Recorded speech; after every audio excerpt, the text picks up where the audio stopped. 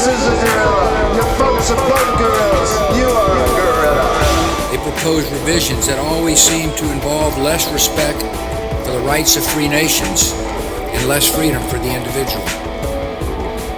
These matters would be difficult under any circumstances. They are further complicated by a trend in Western countries away from global engagement and democratic confidence. Parts of Europe have developed an identity crisis. We have seen insolvency, economic stagnation, youth unemployment, anger about immigration, resurgent ethno-nationalism, and deep questions about the meaning and durability of the European Union. America is not immune from these trends. In recent decades, public confidence in our institutions has declined. Our governing class has often been paralyzed. The American dream of upward mobility seems out of reach for some who feel left behind in a changing economy. Bigotry seems emboldened. Politics seems more vulnerable to conspiracy theories and outright fabrication. You both were members of Skull and Bones, a secret society at Yale. What does that tell us? Not much, because it's a secret. Is there a secret handshake? Is there a secret code? I wish there were something secret I could manifest. 322, a secret number? There are all kinds of secrets. Now, as you may know, my running mate, Tim, is Catholic and went to Jesuit schools. And one of the things he and I have talked about is this idea from the Jesuits of the Magis, the more, the better. Hello and welcome everybody. Today is another reading of Code Word Barbelon. It is Friday, March 30th, 2018, and you're probably going to hear this months down the line, so don't be surprised. Making some new videos, and it's wonderful how these are coming together because it's just, it's inspiring, and we all need to be inspired to study and keep going on the path that the Lord has put us on. So today we are on chapter 27, the Jesuit Congress of Vienna, and Jörg Listmann is with me here from Belgium. Jörg. Hello, Brett. Thanks for the invitation again. Yes, and, wonderful. Thank you. Just to make a little comment on what you just said there, probably people know when they look at my channel and also at your channel that we are not focusing ourselves on just one project at a time. I at least do multiple projects at the same time, English and German, 3, 4, sometimes even 5 things in the same time. That's why Code Word Barbelon we just took in there to also do that, but that is not our main priority, even though it is a very important book to read. I don't want to take anything of the immediate understanding of that book away. It is very absolutely important to understand this book correctly, but we have to do so. We are doing so many things, and I just did for a few days the reading. Did the Catholic Church give us the Bible? Those were 5 readings. I just took 4 or 5, 6 days in a row and just recorded that. And I'm going to put that up the coming days now, even before I put up Code Word Barbelon first part on my channel. Mm-hmm. I just want to say Code Word Barbelon is just one of our projects. It's the only project that you and I are doing together. That's why it's so wonderful and worthwhile for me. Yes. But it is not the only project that I am busy with, and it's not the only project that you are busy with. So that's why sometimes months along the road, people say, oh, they recorded the 30th of March 2018. What have they been doing all the time? Yeah, just have a look at our channels and the videos that we produce there, and you see what we have been doing all the time. And it's just that we only have 24 hours in a day and only 7 days in a week. Yeah, that's right, Jörg. And the best thing about what you and I do is we give freely. We don't ask for donations. We don't ask for, any support per se. But, if you believe in what we're saying, take and download the video and put it up on your channel. That'd be wonderful. Spread the word. Get it out there. Start talking to your friends about it. Get some of these books. Start reading them. Start making your own, You know, that's what it's all about. We're trying to grow a tree here. We're trying to branch out. And you just planted a tree, brother. That's wonderful. I just planted an apple tree in my Oh, garden. Yeah. that's beautiful, man. That is just fantastic. I'd love to hear that. You know, it is said of Martin Luther that he said that if he knew he would die the next day, he would plant an apple tree today. So I feel Wow. like Martin Luther a little bit today. Great. That's fantastic. Yeah. So did you have to get permission from the owner then? Is you're renting, is it? Or I'm renting, yeah, but I don't ask permission to plant an apple tree. oh, cool. I have That's great, man. I I have- love I have that to- attitude. I have to mow the lawn, so I just plant an apple tree there. If he doesn't like it, he can take it down. But there's this guy from Switzerland, Michael, Uh-huh. who supports me and my mother with €100 every month Oh, that's wonderful. since already more than a year, I think it is. Wow. And when my mother was in the hospital in October, I think it was already, he sent €30 extra for her to buy a nice plant. And my mother said, we're going to do that in the spring. And so that was today. And we decided to buy this apple tree and plant it outside in the yard. So now every time I look at that tree, because it's right before my window here, and I'm going to show you that sometime when we are going a Skype chat via my laptop, which has a camera. Cool. I'm going to show you that. Every time I look at that now, I have Michael in my mind who supports me and my mother with this donation every month. This is just wonderful, you know. Yeah, that is just wonderful. And the most important thing is that I never asked for that donation. He just gave it freely, and that's why I don't reject it, you know. Right. Yep. No, there are huge blessings, you know, and I've been blessed with a house here where I live, and I'm far enough away from the city where I can actually use my brain a little bit, you know. Yeah. Things can move a little bit. I don't know, for some reason for me, Jörg, when I'm close to that city, I just get all wrapped up in the Babylonian babble, man. I'm serious. It's bad. Well, you know that I was born in Hamburg. Yes. Hamburg is only. I think there are in Germany only 4 cities with more than 1 million inhabitants. The biggest is Berlin, and Yes. the second biggest is Hamburg, and the third biggest is Munich, and then comes Cologne. Oh, wow. And you know Cologne because you were there. Yes, I was there. And I was born in Hamburg, even though I was born and raised in the suburbs, really Mm-hmm. in the suburbs, in Blankenese, which is an old fishers village Mhm. outside of Hamburg. When I was in my teenagers years, I spent all my time in Hamburg, in the big city, and I love the big city. Oh, no doubt. Today, I despise the Yeah. big city. I don't understand what I did there at the time. Well, you know, that's how it is in youth, isn't it? It just, you know, sometimes we get taken and we're not even aware of, you know, sometimes it takes, 40 years to get to where To you're come at. to our senses. Yeah, to come to our that's right. senses, That's yeah. right. You know, and that's why I really relate to that old saying, you know, life begins at 40. You know, I really relate to that. My grandpa used to say it all the time. Grandpa on my mother's side, you know, the farmer would always Yeah. say that all the time. So, you know, that farmer side of the family that I'm from, you know, I really relate to that. But at the same time, I grew up in a city and I grew up with all of this. You know, I'm a musician and I just love the music and all that stuff. But then you find out what the hell's behind this. It just freaks the crap out of me. And that's why I'm so motivated with this study, is because I still have friends that are involved with these things and they don't even bother to look at, you know, well, what's going on with this agenda, this music agenda? What purpose is it? And, you know, they don't look at the Federal Reserve as being a, Vatican Bank. yeah, Vatican Bank, and that we have these it's just debt currency that we use. So we're just increasing the debt by, you know, getting rich or whatever. It's just so incredibly awful what's really going on. Yeah, to sum it up, right? We live in the Yeah. kingdom of Antichrist, Yes. and everything Yes. the Bible proposes, we live Yes. in 180 degrees around. Yeah. Where the Bible proposes right measures and weights and values and currency like gold and real value in money, quote unquote money. Yeah.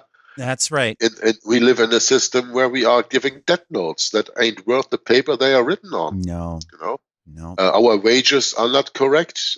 We get screwed every day when we have to buy insurance and when we have to pay taxes and all that stuff. We are so living in the Antichrist system, and people just don't understand it. That is the worst thing, because they are taught from cradle to grave that that's the way it is, and you can't change anything about it anyway. Oh, So yes. people don't go to the search, and the only search that you can go to that can reveal to you that something is terribly, terribly wrong in your life, that is when you get the guidance book of your life, when you get the manual. You know, Mhm. when you buy a car without a manual, good luck to drive it if you've never seen a car before and you don't know what it is. Well, this is the first time that you are living. You have never lived before. How are you going to go through life without a manual? Yeah, that's right. Well, God took care about that. You will have a manual. You only have to find it. And when you find it, you have to accept it. And you have to open it. And you have to believe it. And then you have to live it. And that's the Bible. It is. It all comes down to that. And we can do as many readings as we want on Cold War Babylon, on rulers of evil, on Roman civil liberty, on Romanism and the Reformation, on all these fantastic secular books out there that tell us what's wrong with this. If we don't have the Bible in the very first place, we're lost. Wow.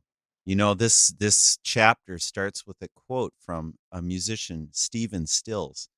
And Yeah. Stephen Stills is actually a very profound musician. And I must admit, I've been influenced by him too. And he's got some great songs. What kind of music does Stephen Stills do? I don't know his name. He did. I can send you some. Actually, I have some here somewhere. I gave one of my favorites away. So he is an artist of himself, or he is a member of a band? He's a member or a of the group band. What was the name of it? Crosby, Stills, Nash and Young. Ah, That's one Crosby, of them. Stills, Nash and Young. Yeah, okay. Yep. Okay, so Stephen Stills. Okay. Ah, yeah. Stills. Okay, I didn't know that. All right. Yes. So now you do. And he had another band called Manassas. And maybe some of the listeners of our Code Word Babylon here would be familiar with Manassas. And I should look for that and send that to you. It's a really, really good, just American, what would you call that? Classic rock or whatever. Isn't Manassas one of the 12 tribes of Judah? Very well could be. I'm telling you, that music is something special. And, some of the classics, yeah, sure. Some of the classics, actually do have some important things to say. But then again, if you mix it up with adultery and fornication and, it's not good. It's really bad. It's really awful. So, I mean, it's kind of coming out of the youth, coming out of that whole spirit. It takes a long time, and you just don't see it so easily when you're young because you're just so attracted to all kinds of other things, That's right. And it's all right, It's let's go for it. I would propose to go into the reading, Brett. Please, Jörg, I'm I just want to, on beforehand, apologize to my readers. I still have, again, a very hard cold coming down, and my voice is really not that good anymore, and it can happen that I have to sneeze or cough in the middle of a sentence or whatever. For that, I apologize already right here. I'm sorry, but I never feel too bad to do a recording, and it is not because 5 minutes are screwed up because of body fluid noises that I can spare this whole hour on doing a session on Cold War Babylon. So yeah, I thought it was a really problem. cool, just spur of the moment that you would come and do a session with me, Jörg, because I wasn't planning on it, but all of a sudden I find out we're not working. So, well, at least that I know of. That's just wonderful, and a few hours from here, Sabbath starts, and if you want to do another recording this evening, my time when my Sabbath is here, we can do that also. But, okay, please, Jörg, go ahead and start when you're ready. Okay, so you were mentioning the Stephen Stills and the Jesuit Congress of Vienna 27, chapter 27 of the book Cold War Babylon 666 Danger in the Vatican starts with a quote by Stephen Stills, and that quote reads, quote, "There's battle lines being drawn. Nobody is right if everybody is wrong." And that is quite something to think about, you know? Mhm. Nobody is right when everybody is wrong. Or if everybody is wrong. That's right. Then is just another remembrance that you should not just follow the crowd, you Mhm. know, That's but right. think for yourself. And That's right. Jesus Christ warned us: broad is the way that leads into perdition, but small and narrow is the path that leads into salvation. Yep. And when you are choosing that path, there won't be so many people in front of you. It won't be that crowded. So not everybody will be on that road. When you're on the road that everybody is on, then remember Stephen Sills. Nobody is right if everybody's wrong. You'll probably be wrong too. Yeah. When on March 10th, 1791, Antichrist Pope Pius VI finally gave his public condemnation of the French Revolution, he knew only too well the real agents of its agitation. 7 years later, he would face the wrath of the suppressed order. 1791, we are speaking of the time that the Jesuits were suppressed by the papal bull or Oh, brief yeah. Dominus ac Redemptor. Dominus ac Redemptor. Around the So, time of the French Revolution, just after that, then. 1791 is just 2 years after the French Revolution. That was in 1789. Man, The that same, is the such same an year, the United States of America was formed as a nation. yeah, that's an Oh, incredible time period to research too. I'm finding out. absolutely. Incredible. Now, on February 13, 1798, General Berthier of France under Napoleon Bonaparte marched against Pope Pius VI at his palace in Rome. Entering unopposed, Berthier proceeded to proclaim Rome a republic and demanded the Pope the renunciation of his claim to temporal authority. When Antichrist Pope Pius VI refused, he was taken prisoner, and on February 20th he was escorted from the Vatican to Siena, and from thence to the Certosa near Florence. He was later removed to the citadel of Valence by way of Parma, Piacenza, Turin, and Grenoble, where he died 6 weeks later, August 1799. Napoleon then proceeded to annex all the papal states. Not satisfied with the humiliation inflicted on Antichrist Pius VI, probably on the advice of the Jesuit Abbé Sieyès, Napoleon, at the end of 1804, invited the next pope, Pius VII, who was Giovanni Angeli Braschi, who had studied at the Jesuit College of Cesena, where he received his doctorate in law. So we read here that this pope is called Giovanni Angelo Braschi, and I can't help to think that he was probably family of the pope that came after Clement XIV, who was also called Braschi. You remember that? Mm. Mm-hmm. The treasurer of the Vatican, who was connected via the underground lines with Castelfo Gandolfo, where Lorenzo Ricci, the general of the Society of Jesus, was so-called imprisoned at the time. Then Braschi was, after 151 days or so, made pope at the time. So I think because this is the same name Braschi, I think this guy must be family of him there. Mm-hmm. So it says here that he studied at the Jesuit College of Cesena, where he received his doctorate in law, to Notre Dame, France. There Napoleon personally lifted the bejeweled crown previously taken from the Vatican, and in the presence of the proud pontiff proceeded to crown himself emperor. So by that he's clearly giving the sign that not the Pope is crowning the emperor, but the emperor crowns himself. He does not receive his power from the Pope. That's the point that Napoleon wanted to make clear. When you go back 1,000 years from here, the crowning of Charles the Great, the German emperor who started the Holy Roman Empire in 800, he was crowned by the Pope. In opposition to that, Napoleon crowns himself, with the Pope attending and seeing that and being humiliated. To many it appeared that a deadly wound had been finally inflicted on the papacy. We are speaking of the deadly wound, of course, mentioned in Revelation 13. In fact, many Protestants saw these developments as a fulfillment of the prophecies regarding the 1260-year reign of the beast. They dated the rise of the papacy from 538 AD, when Emperor Justinian declared the Bishop of Rome head of all Christendom, to 1798, when Pius VI was taken prisoner by General Berthier.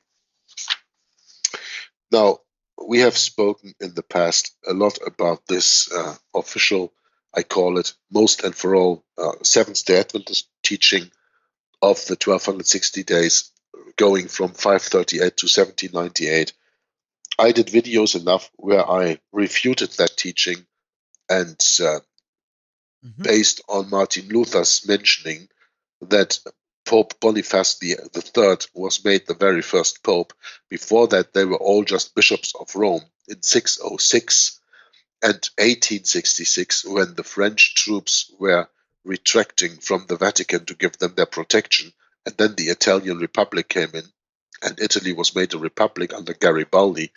That is the time of the 1260 years. I don't want to go into that into too much detail. I just want to ask the people, don't take everything for granted that you read, even in books like this, but do your own research and look the time period up between 606 and 1866. Because the author says here, and that is not correct if I'm correct, they dated the rise of the papacy from 538, when Emperor Justinian declared the Pope, the Bishop of Rome, head of all Christendom. No, he was not declared bishop. He was not declared head of all Christendom at that time. And if he was declared head of all Christendom, it was only the Christendom of the Western Empire. Yeah, because it was in 606 by Emperor. What was his name again? Focus. Yes, thank you. By Emperor Phocas, who was reigning from Constantinople. Yeah. And he gave the Pope the power over the Eastern and the Western Church. Double duty, man. Double whammy. Something that Justinian couldn't have done, because Justinian didn't have any jurisdiction over the Eastern Church. Point, Jörg. Very good point. But you know, it's interesting. If you don't mind, I make a little comment. I have this book, On This Rock, by Henry Grattan Guinness. Now, I haven't read this whole book, but I've read enough. And I had a friend of mine come up here this weekend who was all over that book. And he was pointing out Henry Grattan Guinness goes into all these different chronologies on the 1260 days. And it just drops your jaw. It's like, what is going on here? There's all kinds of them, according to Henry Grattan Guinness. So we'll have to get into that later, but I just thought I'd mention that. But I think, Jörg, what you're saying is very, very important. The double duty that Phocas did, that's a double whammy. You have to understand that Emperor Phocas, who was the emperor of Constantine at that time, of the emperor of the Empire of Rome, ruling from Constantine, from the east, he was the head of the church in the east. So he was in the position and had the jurisdiction and the power to give his power over the church to the Pope, which was Boniface III.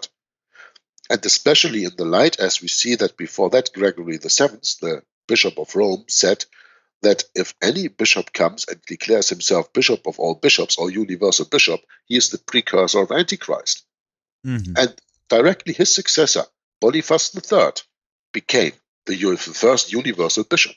You know, but as I said, I'm sorry, I have to clear my nose a little bit. Please go ahead. Sorry. As I said, I don't want to go too deep into this. I mean, if people are interested in this, they can look up Against the Roman Papacy, the playlist that I made with Martin Luther. That's right. I forget which one it is. I think it's part 3 or something.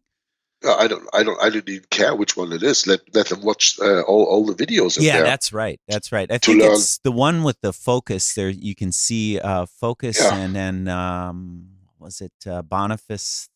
Yeah, it's in the thumbnail. In the that is in thumbnail, there. that's That right. picture, you Yeah. can see that. Yeah. The fire in the background. Yeah. So let the people just go to their playlist and avail themselves to the teaching of Martin Luther, who declared biblically, prophetically, that the papacy and nobody else was the Antichrist. Yeah, that's a good reading you did there. I really like that one. Yeah, me too. It's really Was good. special. Yeah. Yes, it is very special. But let's continue in the book here. P.D. Stewart says, nevertheless, this state of affairs did not last long. Emperor Napoleon was outwitted by his Jesuit handler, Abbe Sieyes. He was made to sign a concordat with the Vatican, agreeing to restore to France the power of the Catholic clergy. It was mainly the Jesuit clergy who were suppressed. Indeed, after signing the aforementioned concordat at St. Helena, by which the way was opened for the Jesuits to be restored to power, Napoleon said that it was his greatest achievement to have, quote, raised the fallen altars of the Roman Church, put a stop to disorders, obliged the faithful to pray for the Republic, dissipated the scruples of those who had broken the last thread by which the old dynasty maintained communication with the country, meaning France, unquote. Thus, it is a most curious thing that having signed the concordat with Rome and aided the Jesuits, Napoleon was later abdicate power and forced into exile on the island of Elba in 1814, the very year that the Society of Jesus was returned to power. Yeah, and he was doing this, signing this concordat in St. Helena. After Waterloo, he was sent to his second disbanishment, and that was on St. Helena, right? Yep. How coincidental is that? As that, of course, Napoleon is a Corsican, came out of Corsica, the little island belonging to France, where the Jesuits had sworn to revenge themselves on the French and Italians, who didn't shelter them when they were expelled from Portugal and Spain in the time of the banishment of the Jesuit order, and they had to go to Corsica. Yeah?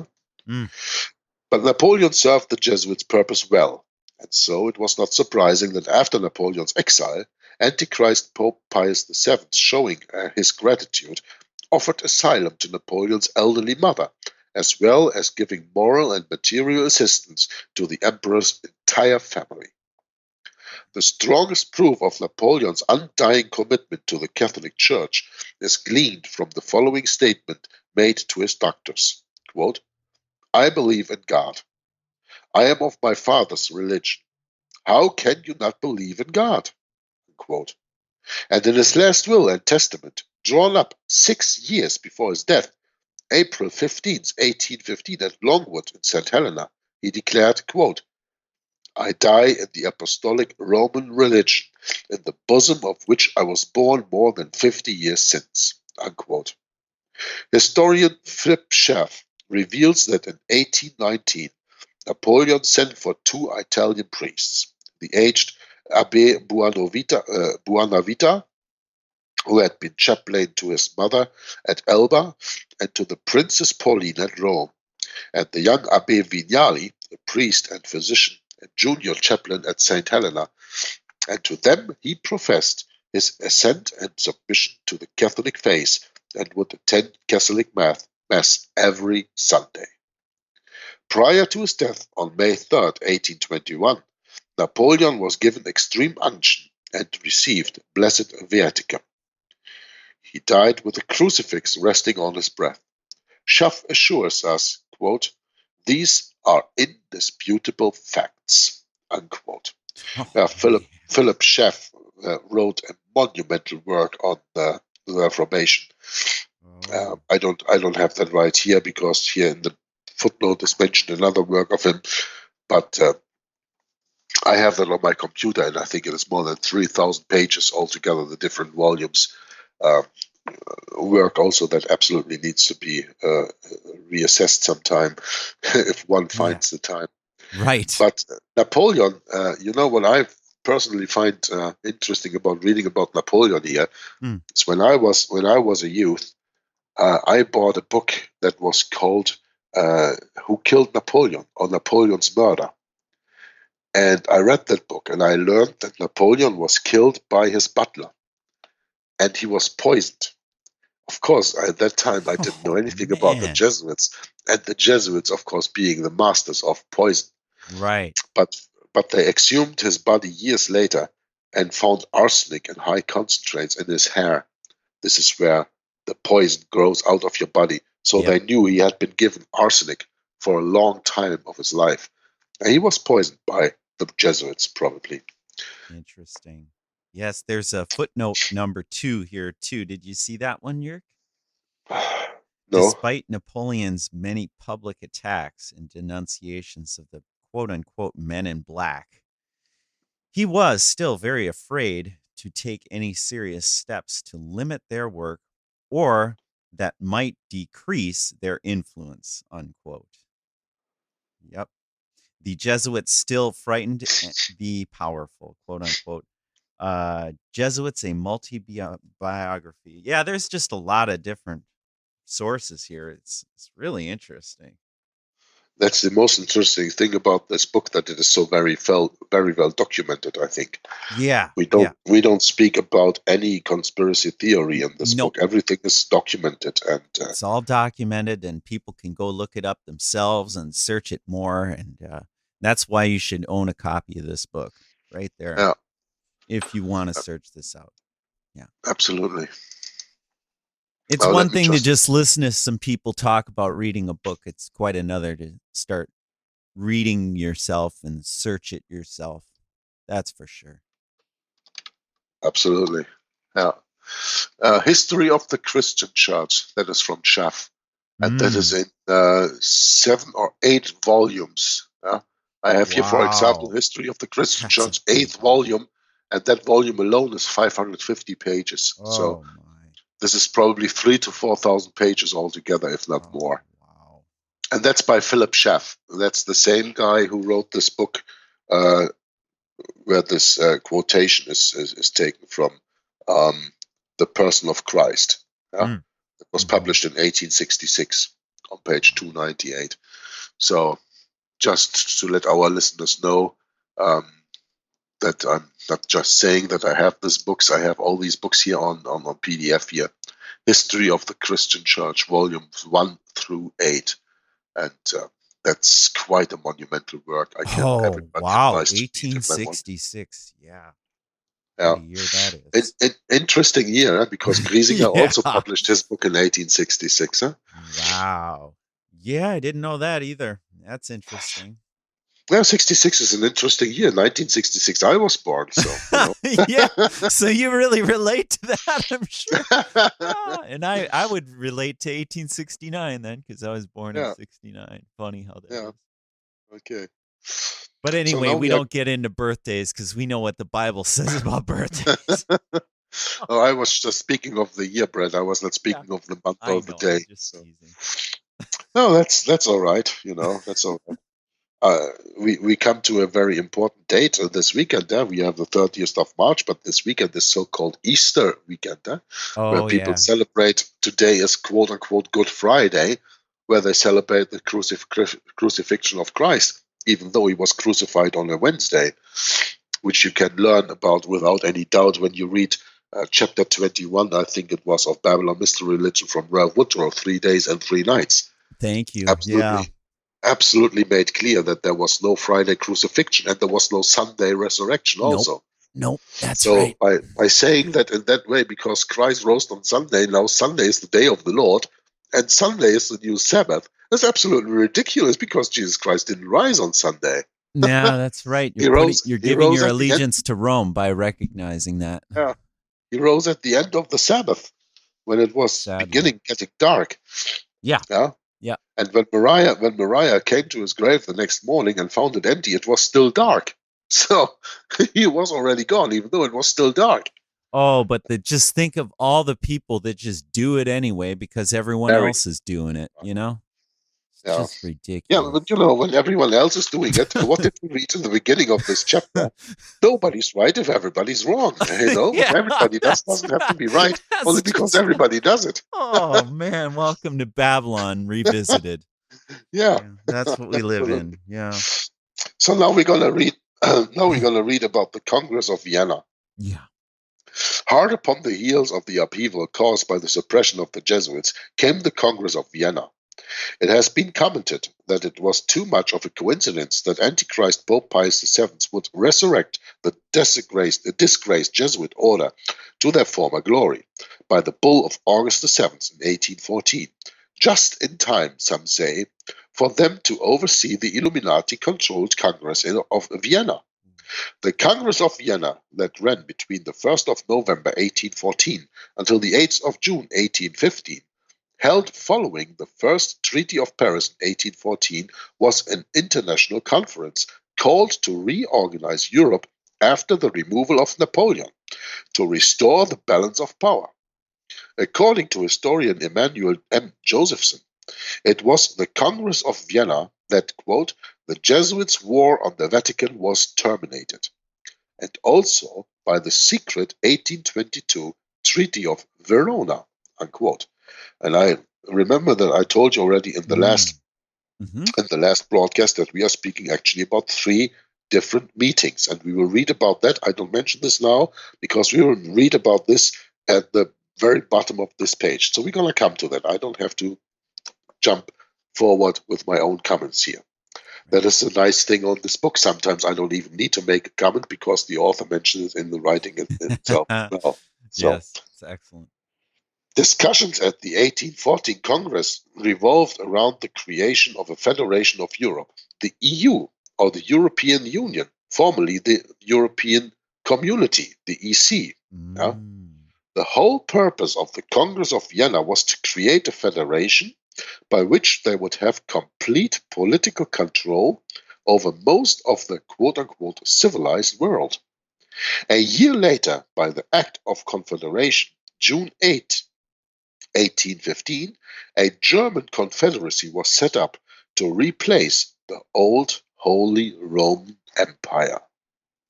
Napoleon destructed the old Holy Roman Empire of German nation that was ruling for about 1,000 years. But the year of 800 was Charles the Great, who was crowned emperor at that time, until the end of the Napoleonic Wars in the beginning of the 1800s, so 1,000-year Reich. And now you know why Hitler wanted to have a 1,000-year Reich. He just wanted to have the same thing again. That was started already with Emperor Charles the Great in the beginning. That's right. He wasn't starting anything new. He wanted the same thing again. It was always the dream, and we learn this even when we read the Bible. It was always the dream of the papacy to have a Europe, or a quote-unquote the civilized world, united. Now, let me ask you one question. What is all this quote-unquote New World Order stuff going about? One world religion, one world politics, one world government, one world military, one world religion. What's that different than this? And you are telling me the New World Order is a conspiracy theory and is new? Nope. It is already put out in the open in 1815. Yeah. That's 103 years ago from where we are today. That's right. Yeah? But it is not because it is not taught. It is because it is not taught to us that people are so ignorant about this. Oh, of course. I mean, it can't be taught by all the power that resides in our institutions. They can't teach us this stuff. And, it's really, really interesting, Jörg, when you just sit and start questioning this. And, well, why would they want to hide this? It becomes pretty obvious. They have power in hiding things. And that's what Satan does. He always likes to change the mask so you can't see his face. And he just uses vessels. Yeah. You are not to understand the Hegelian dialectic. You are not to identify the thesis. You are not to identify the antithesis. And you surely are not there to identify the synthesis that comes along. And when you have the Bible as your basis of authority, as I do for my conscience and you do, Mm-hmm. and you study history with books like this, then of course it is easy to point the fingers to what is the thesis, what is the antithesis, and what is the synthesis. Yes. But they don't want you to do that because they just want you to look at the theater they are playing for you, and then at the end they give you the result on a silver platter, and you just have to take it. That's what they want to do. Oh, yeah. Patriotism. It's all about growing a tree on patriotism. I Yeah. love patriotism. Mm-hmm. I love patriotism, and you probably say, "Jörg, what are you saying right now?" No, Oh, I do I'm too. I'm the biggest. I'm the biggest patriot in the world. I'm just not patriot about the country I live in here, but I'm patriot about the kingdom of Christ. Yeah, it's New Jerusalem, and that's going to Yeah. be built in each one of us that believe. It's not something that is even a part of a visible sign other than, what it's incredible. I mean, it's just incredible when you search this out on your own, and read the Bible on your own and build up this picture in your own mind. It's not something Jörg and I can do for you. You have to do that yourself, and it takes a lot of time, a lot of energy, but it's worth it, Jörg. Absolutely worth it. There's nothing more rewarding than having a better view of the Christian goal of salvation through sanctification in the Bible, and reading your Bible, getting to know the scriptures better, memorizing the scriptures, and then working them out. Long process, right, Jörg? Yeah, absolutely. Just you go on for a moment. Sure. Saying something because I have to look something up here. Please go ahead. And, it's interesting. This author's going to mention Bill Hughes here. I got it. Yeah, that's coming up. Yeah. No, I was intrigued by the day of the Act of Confederation, June 8th, 1815. A German confederacy was set up to replace the old Holy Roman Empire. There is something that we should not leave out of our sights. I live over here in Belgium. I live here in Louvain. Mm-hmm. And I am living just 50 kilometers away from Waterloo. Oh, And do you know what Waterloo was? Waterloo was the battle that finally defeated Napoleon on the 18th of June, 1815. So the Confederacy was set up to replace the old Holy Roman Empire. In the secret of Vienna, in the Congress of Vienna, 10 days before the defeat of Napoleon at Waterloo. Well, then you don't have to ask yourself anymore why did Napoleon lose? Because it was already their minds were already made up that there was coming a new confederacy to set up and replace the old Holy Roman Empire, and Napoleon had no part in that. Mm-hmm. And I was in Waterloo, I think 2 or 3 times at least in my life. You can watch that battle there in animated stuff and all that stuff. It's interesting, but it's probably going to be more interesting for me to return right now when with all the knowledge I have gained in the meantime, of course. Right. That's right. But just because I read about the 8th of June, I said, wasn't that the day that Napoleon was defeated? No, that was the 18th of June, so 10 days after.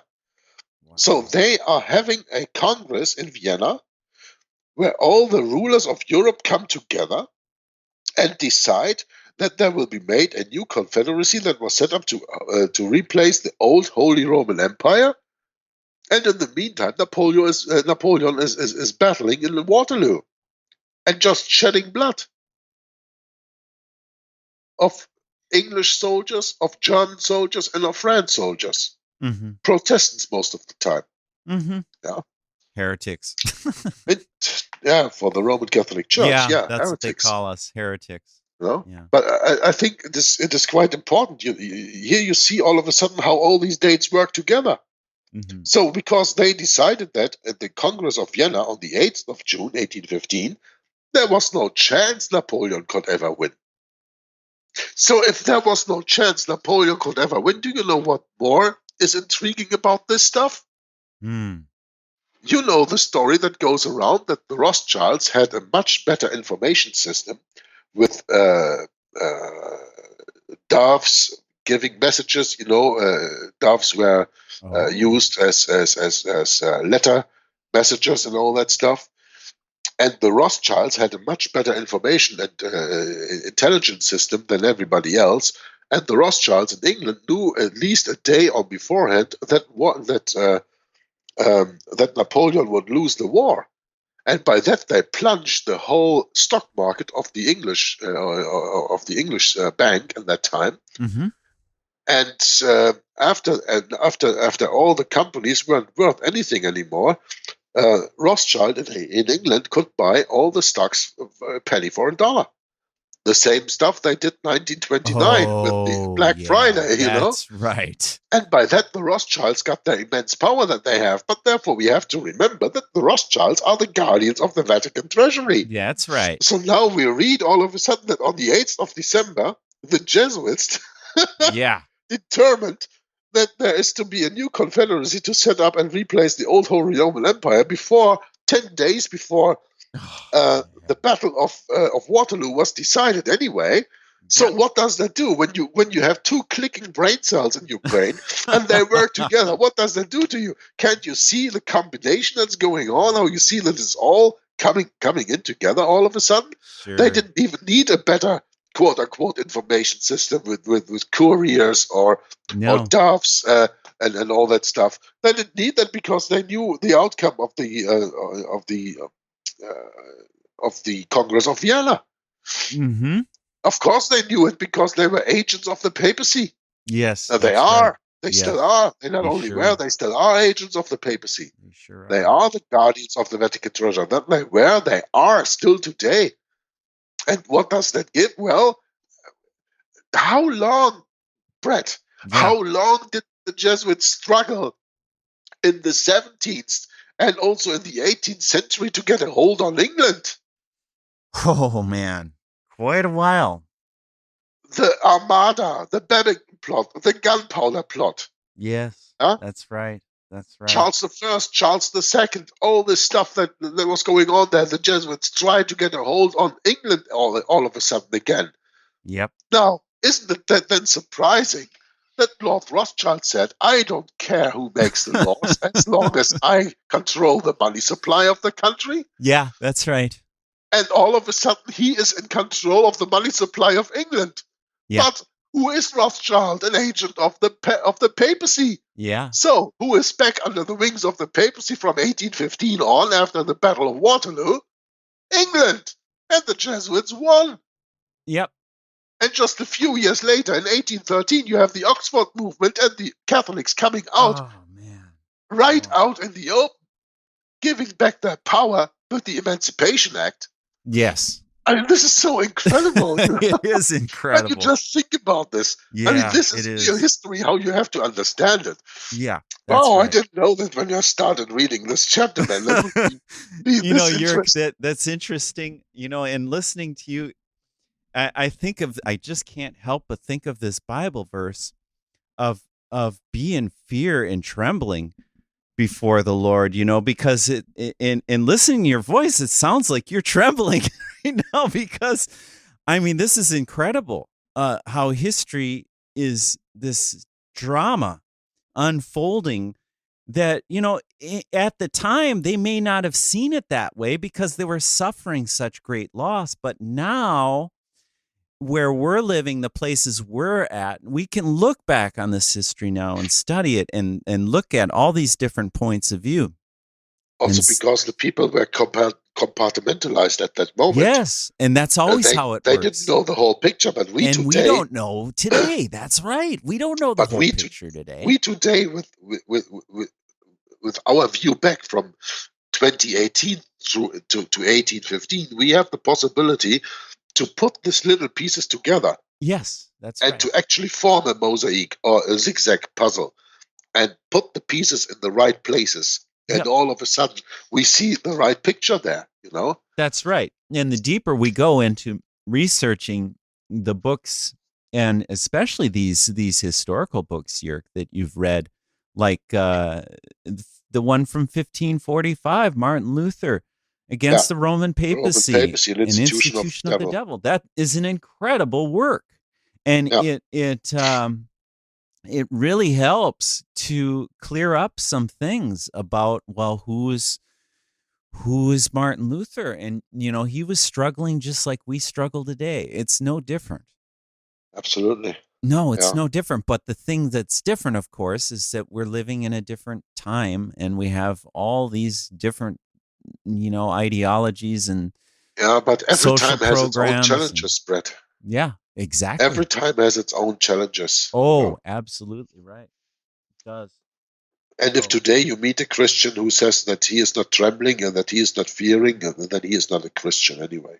So Yeah, that's right. That's right. That's true. That's true. And So- and I hope and pray that those people can snap out of it. They can come out of this delusion the same way I came out of it. Yeah. And just come to the realization that, we have been deceived, and we are going to have to, change it up a little bit, or a lot, and yeah, I mean, it's a very unjust antichrist system here, no doubt about it. Now let's continue reading, because maybe we can finish the chapter Please. within due time.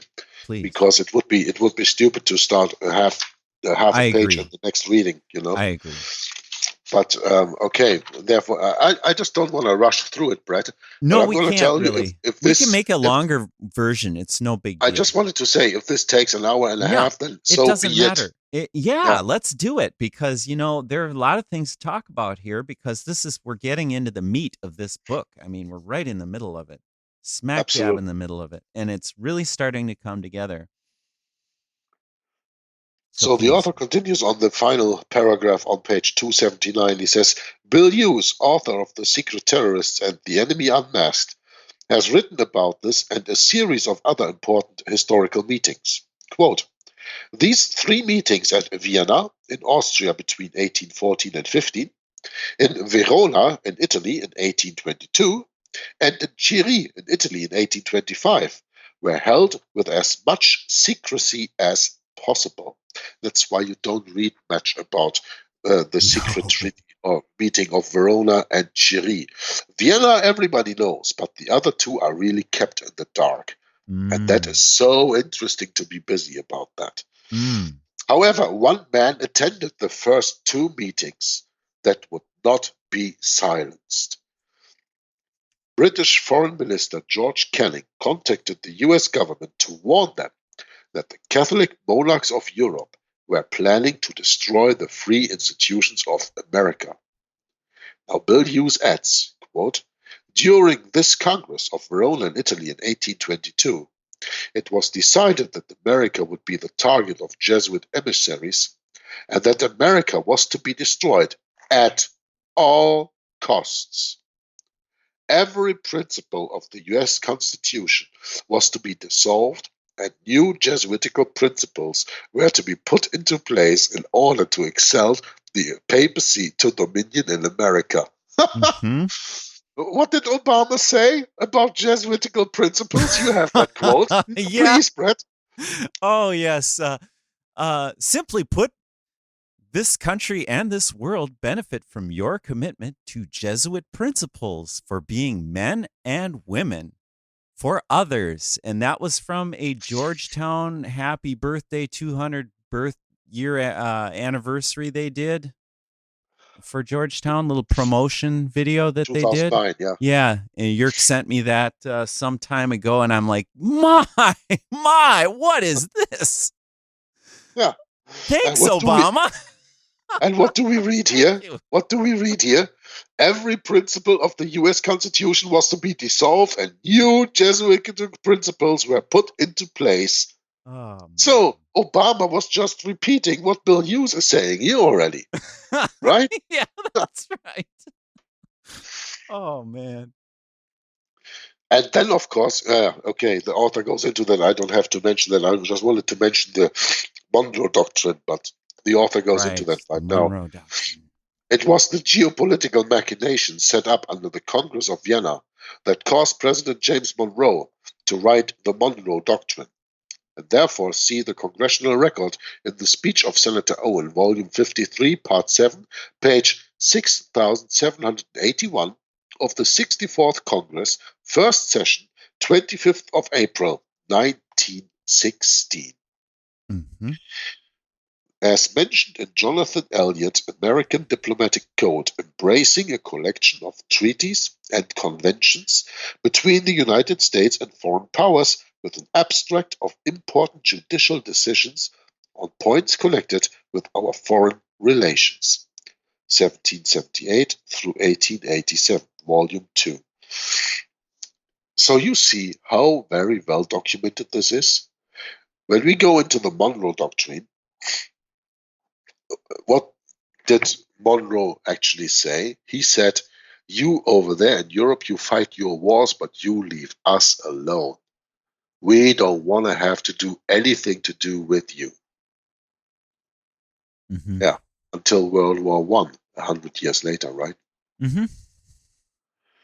Today, the only enduring form of republic in existence is the United States Congressional Republic.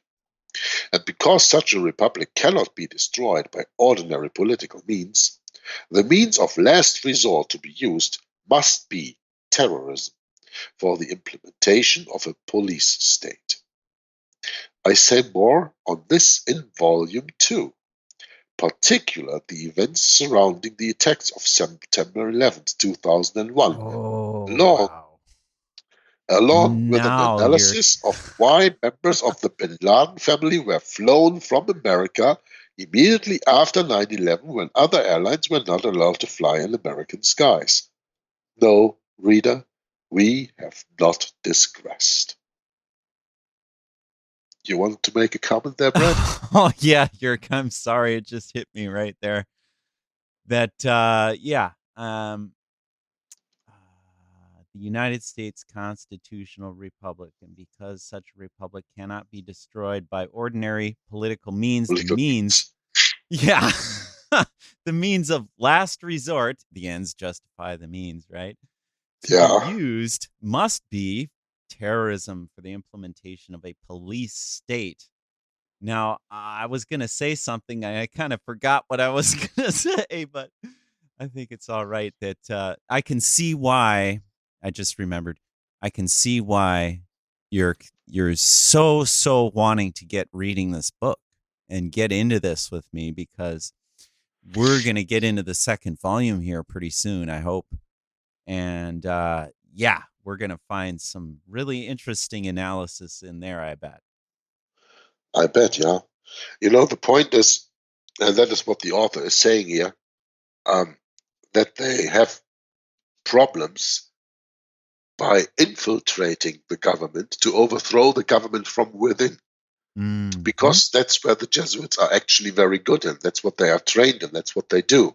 Yep. And that's why the American presidents, whenever they take an oath of office, they say that they swear to protect the United States of America from any attack from any enemy within or without. Yeah? Mm-hmm.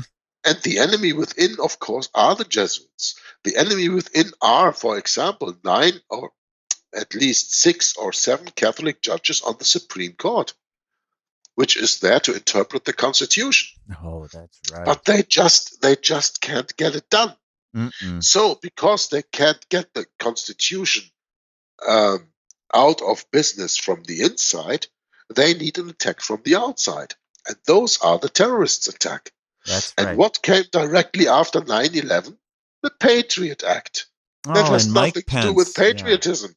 That was written by Viet Dinh, a law professor of Georgetown University, a Vietnamese law professor of Georgetown University. That's right. And this Patriot Act was put into power, if I'm not mistaken, in November 2001. So that's about 2 months after the attacks. How long do you think you need to write a paper like that? 2 months? Mm-hmm. I think even 2 years are too short for that. Yeah. So that was already planned. That was already planned long ahead. Yes. And that is the very important point that we have to understand. Yes. The Jesuits, and we learned that. I'm sorry, my voice. That's all right. I hope that they can hear me well. But yes, the Jesuits are responsible for founding the government of the United States of America.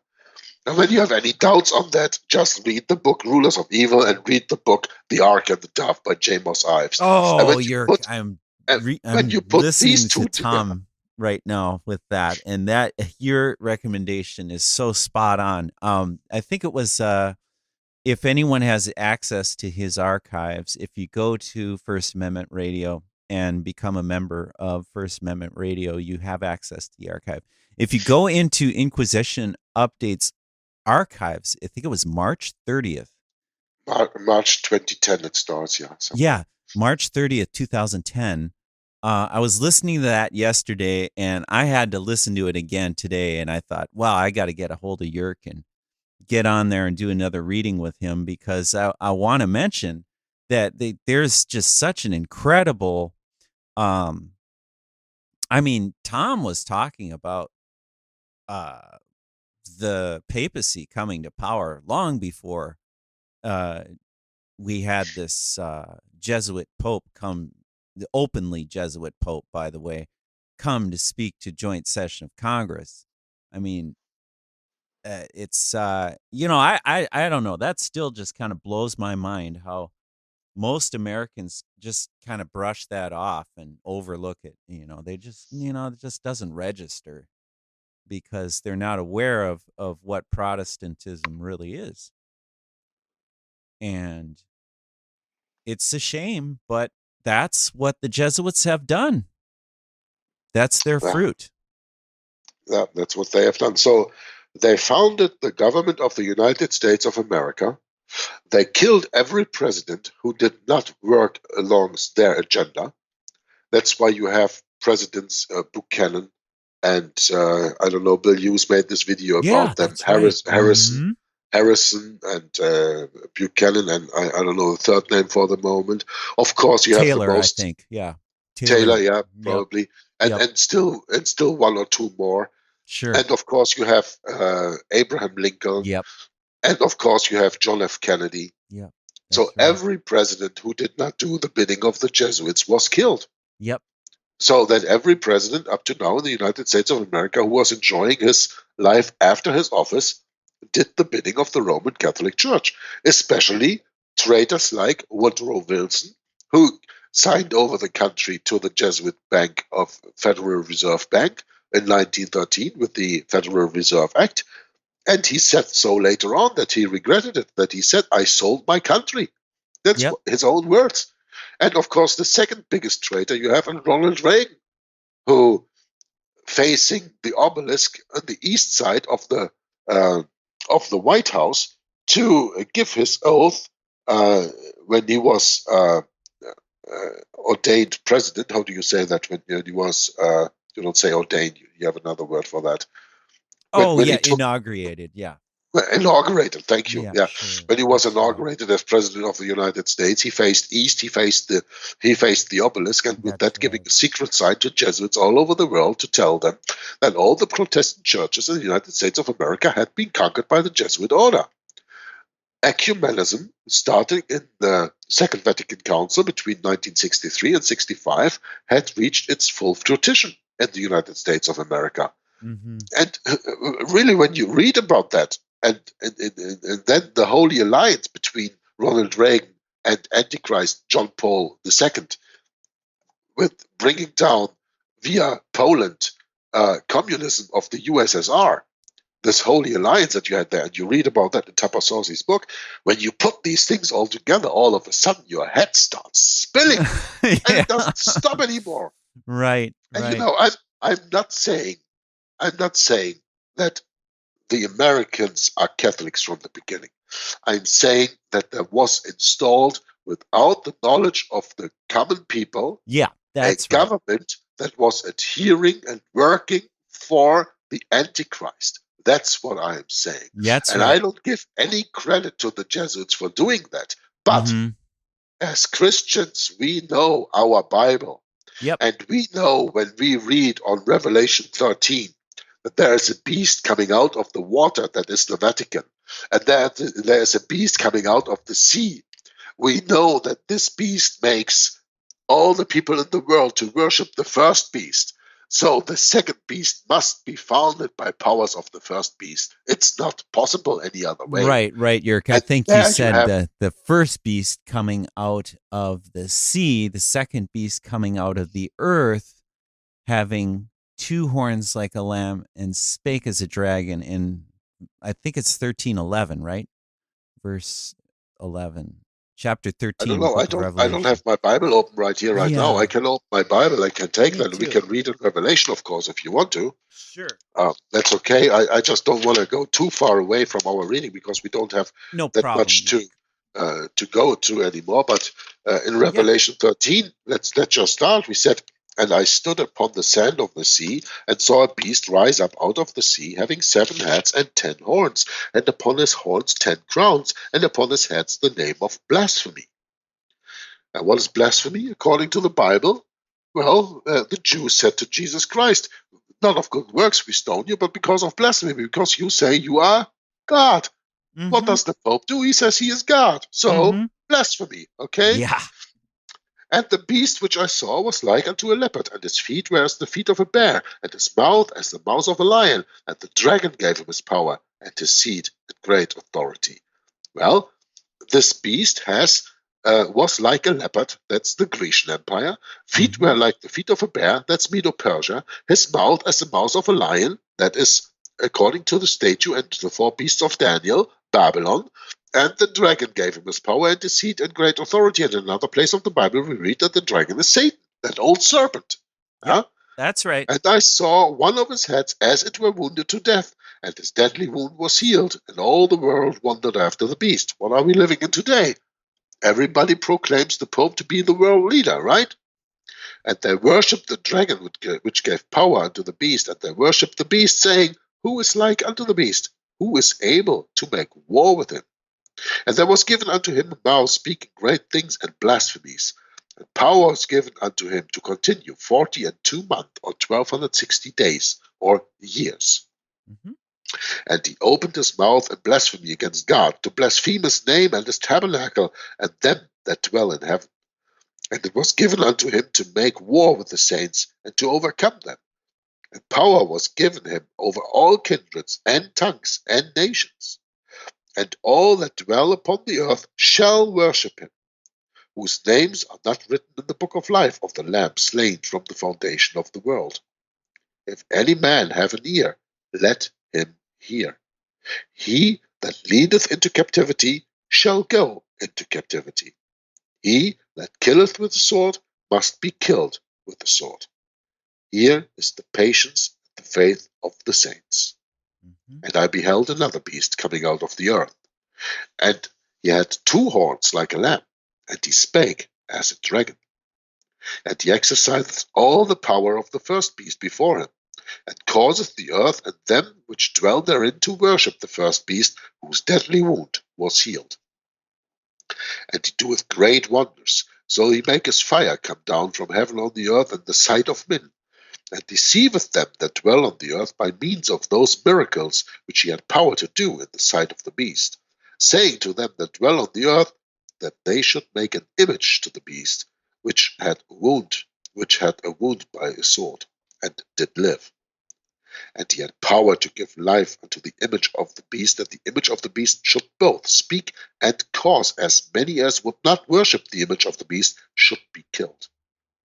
And he causeth all, both small and great, rich and poor, free and bond, to receive a mark in their right hand or in their foreheads, and that no man might buy or sell, save he that had the mark, or the name of the beast, or the number of his name.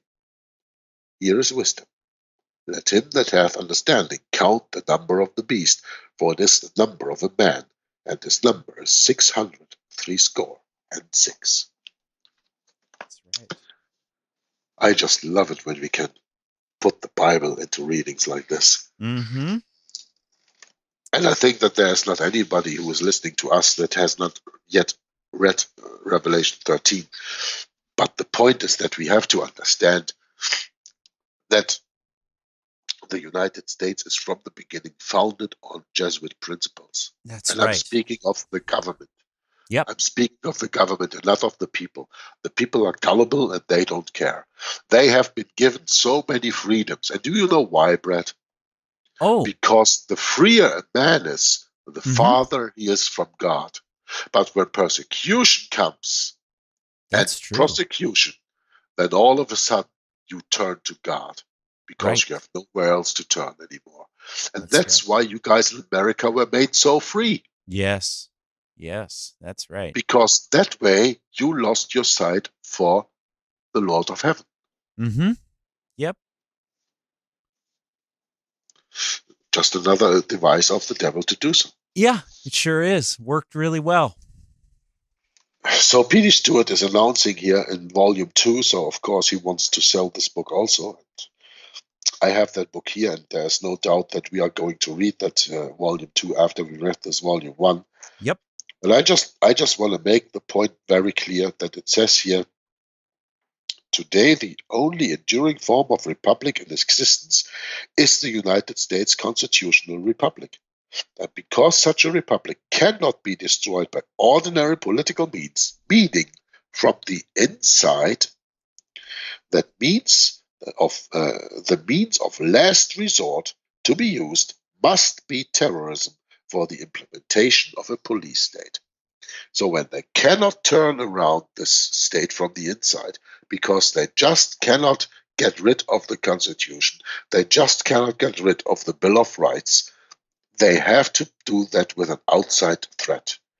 And remind you, Ronald Reagan was already the one who said that. I was Because he thinking said- the exact same thing. He said, wouldn't we all, as people in this world, come together if we were faced with a threat from aliens tomorrow? Yeah, that's right. Yeah. And you are speaking about the people who are fleeing into the United Oh, States. As he said quote, that unquote, from the illegal. United Nations pulpit there, right? Yeah, he said I that, yeah. think so. Yeah, we could even put that in the video here just for the fun of it. That'd be kind Yeah. of cool. Sure, you Why can not? do that, yeah. Yeah. But the point that I wanted to make is now you call your the people immigrating into the United States of America illegal aliens. Yeah. How right was Ronald Reagan with his aliens? But you, of course, were thinking of flying saucers and Independence Day stuff. No. I mean the movie, yeah, Independence Day, yeah. Yeah. But no. These aliens that are coming into your country are Catholic infiltrators from Mexico, Middle and South, and South America and Mexico, Mm-hmm. because they are all Catholic. Mm-hmm. And they are, quote unquote, illegal aliens. Well, You know there's what's your interesting, Yerk? there's You know, your alien invasion of Ronald Reagan. you know what's interesting though, Yerk? You know, one of these quote unquote illegal aliens I was working with a while back, and I got to talking with him a little bit about, you know, some of my personal beliefs. And he confessed to me that he actually was raised Catholic, and he doesn't believe it. He doesn't like the Pope. I was like, wow, you mean there's Protestants here too? Well, I don't know. It could be that, you know, some of those Mexicans coming across the border here aren't all that bad after all. Well, I'm not saying that all Mexicans and Latin Americans that come over the border are bad. No. I don't say that. Please But don't quote it's a me wrong on Roman this. Catholic country.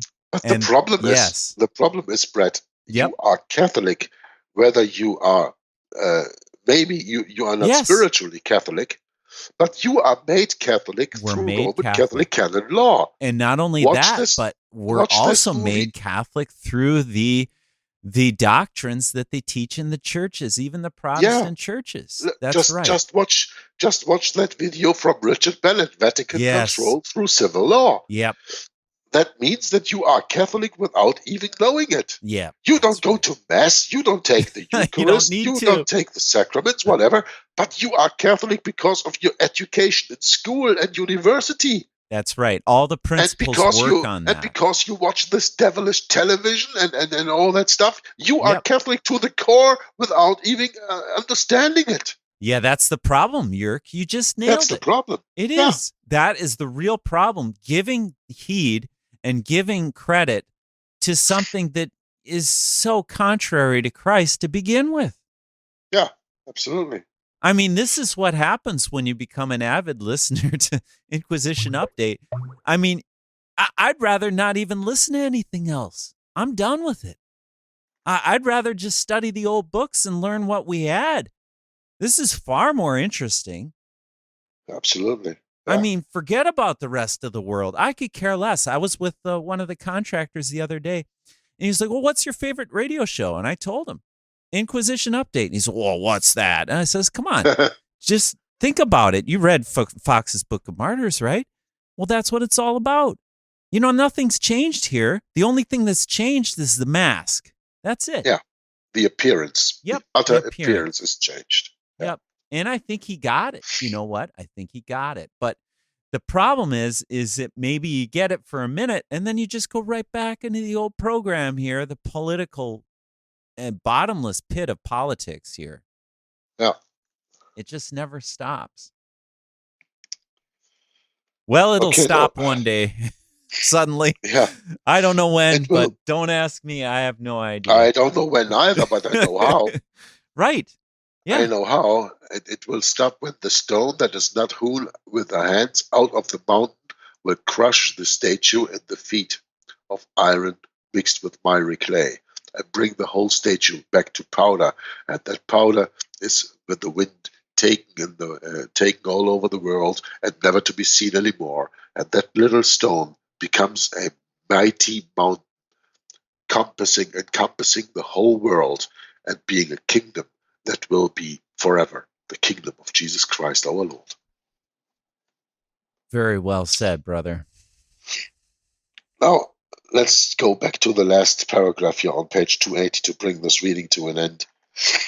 As Dr. Wiley observed of the Sons of Loyola, it is they who rule this world, as far as they are concerned, whatever law, custom, or venerable office and legal or other authority that stands between them and their purposes, their constitutions direct that, quote, they are at liberty to throw down and trample underfoot as a vile and accursed thing, unquote, as though they were above all laws, like a self-anointed aristocracy.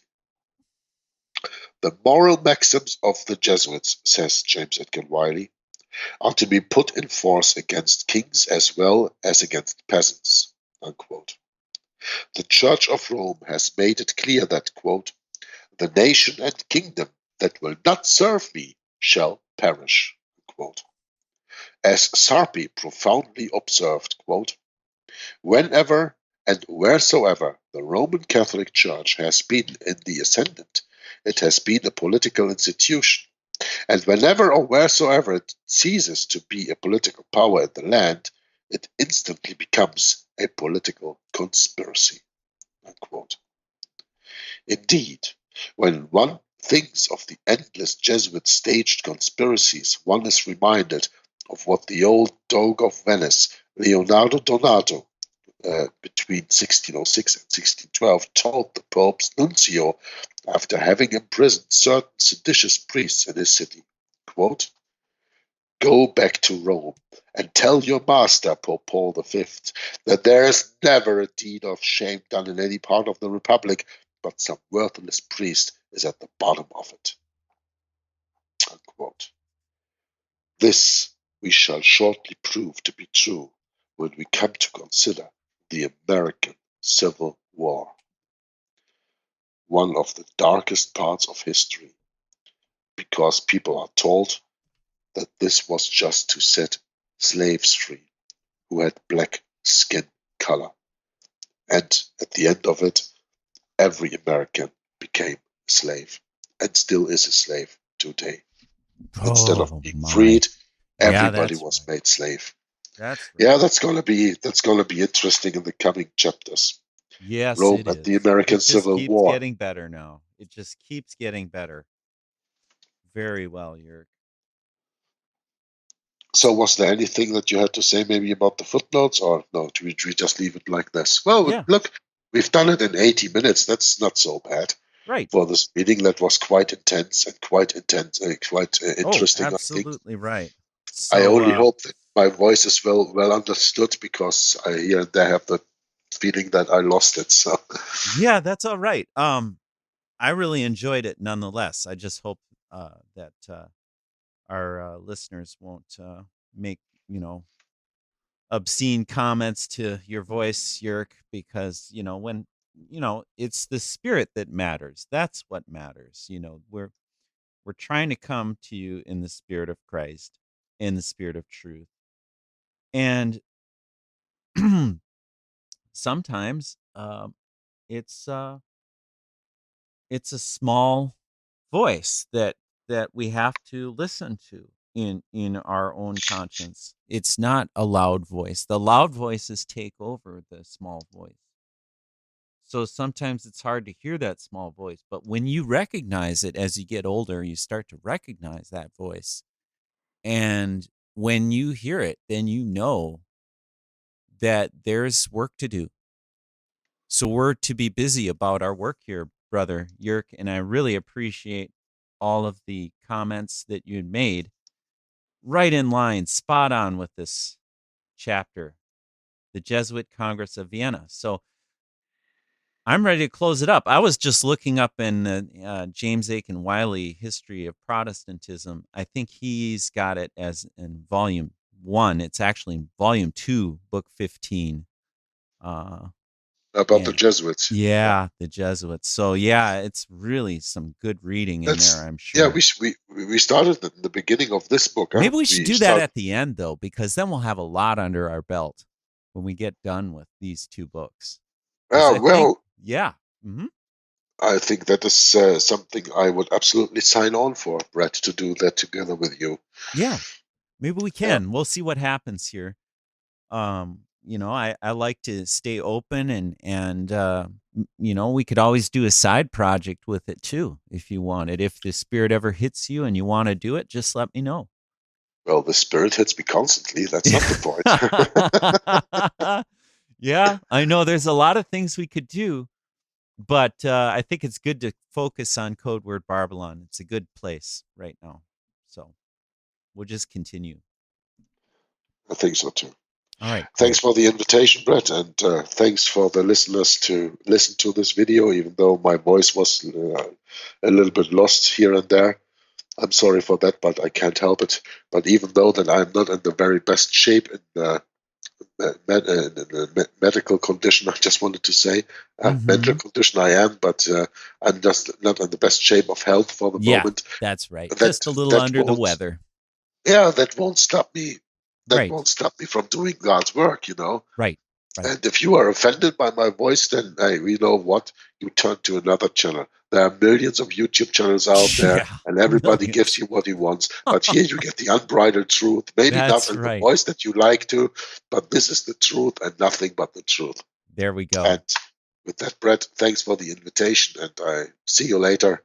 And I leave the closing remarks to you. And I thank the listeners for watching and listening and commenting. And also, again, I cannot repeat this often enough. Do your own research. Read these books for yourself and start with the most important book of all, the Bible, the King James Bible, the 1611 King James Bible for yourself. Thanks, and until next time. Maranatha. God bless, and thanks, everybody. And read your Bibles, and all roads lead to Rome. We're going to close down the session for today, and we'll catch you next time. Bye-bye.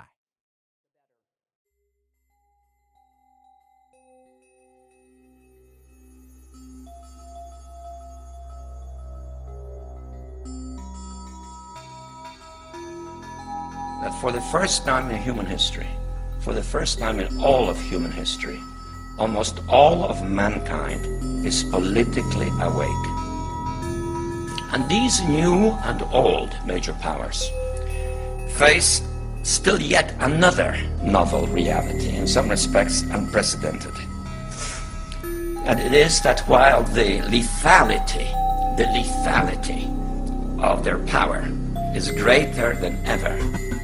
Their capacity to impose control over the politically awakened masses of the world is at a historical low. I once put it rather pungently, and I was flattered that the British Foreign Secretary repeated this, as follows. Namely, in earlier times, it was easier to control 1 million people, literally. It was easier to control 1 million people than physically to kill 1 million people. Today, it is infinitely easier to kill 1 million people than to control 1 million people. It is easier to kill than to control. We're at the very beginning stages of a very brutal and bloody conflict. And I believe that we've come horribly off track in the years since the fall of the Soviet Union. And we're starting now in the 21st century, which I believe strongly is a crisis both of our church, a crisis of our faith, a crisis of the West, and a crisis of capitalism. His son Jesus is here in our midst. His bride, the church, is honored to host an event affirming the dignity of the human person and the sacredness of all human life. I think Russia is no longer a communist state, first of all. That's very important to realize. It hasn't yet defined itself, however, effectively as a democracy. It is still uncertain. We're at the very beginning stages of a very brutal and bloody conflict, of which if the people in this room and the people in the church do not bind together and really form what I feel is an aspect of the church militant, if the people in this room and the people in the church do not bind together and really form what I feel is an aspect of the church militant, to really be able to not just stand with our beliefs, but to fight for our beliefs against this new barbarity that's starting, that we will literally eradicate everything that we've been bequeathed over the last 2,025 years. You didn't mention the president by name, but it was hard not to conclude that that's who you were referring to. Is that fair? I was certainly referring to the threats that we are now facing with this stated goals of this administration, which would upset the last 70 years of a new world order, which was established after World War II. 70 years based on human rights, respect for the law, free trade, all of the things, aspects of this world order that took place after one of the most horrific, terrible wars in history, and I'm for maintaining it. We are grateful to be citizens of one nation under God, who acclaim this evening that in God we trust. Bless our two candidates, our benefactors, and those whom the L. Smith Foundation has been honored to serve for 7 decades. Guide us safely home, both this evening and for all eternity, through Christ our Lord. Amen.